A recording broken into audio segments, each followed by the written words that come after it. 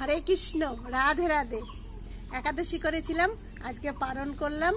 তাই পালন করে পুজো টুজো দিয়ে প্রসাদ নিয়ে এখন আমি গোবিন্দভোগ চালের খিচুড়ি রান্না করব। সেই ভিডিওটি আপনাদের সঙ্গে শেয়ার করলাম। ভিডিওটি দেখছি।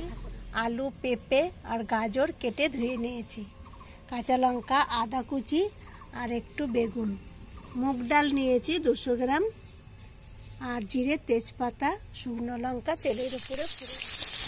তেলের উপরে সবজিগুলো আমি প্রথমে ভেজে নেব। পরিমাণ মতন হলুদ, লবণ দিয়ে ঢেকে সবজিগুলো সুন্দর করে ভেজে নেব, কারণ তাড়াতাড়ি সেদ্ধ হয়ে যাবে। কয়েকবার ঢাকা দেওয়ার পরে নাড়াচাড়া করলাম। এই দেখুন কি সুন্দর ভাজা হয়েছে। এবার সবজিটা ঢেলে নেব। তা কড়াইতে আমি 3 চামচ ঘি দিয়েছি। জিরে, তেজপাতা, শুকনো লঙ্কা ফোড়ন দিয়ে আদা বাটা, কাঁচা লঙ্কা আর মুগ ডাল দিয়ে আবারও একটু নাড়াচাড়া করে লাল লাল করে ভেজে নিলাম, কারণ একটু বেশি মুগ ডালটা ভাজা হলে খেতে ভালো লাগবে। গোবিন্দভোগ চালটা ধুয়ে রেখেছিলাম, সেটাও দিয়ে নাড়াচাড়া করে হলুদ লবণ দিয়ে একটু সুন্দর করে ভেজে নিলাম, যাতে একটু সেন্ট ওঠে সেইভাবে।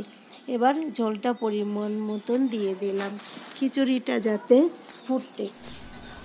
ঝোল দেওয়ার পরে কিছুক্ষণ ফুটিয়ে নিলাম। তারপর সেই ভাজা সবজিগুলো এবার খিচুড়িতে দিয়ে দেব।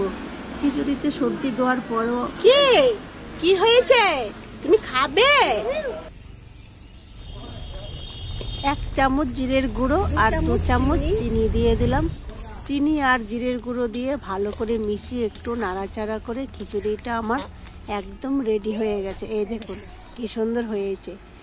প্লেটের ওপরে খিচুড়িগুলো এবার আমি ঢেলে দেব। তাহলে বন্ধুরা, আজকের এই গোবিন্দভোগ চালের খিচুড়িটি কেমন হয়েছে কমেন্ট করে জানাবেন। আশা করি সকলেরই ভালো লাগবে।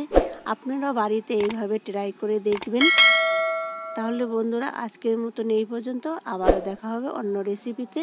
হরে কৃষ্ণ, রাধে রাধে।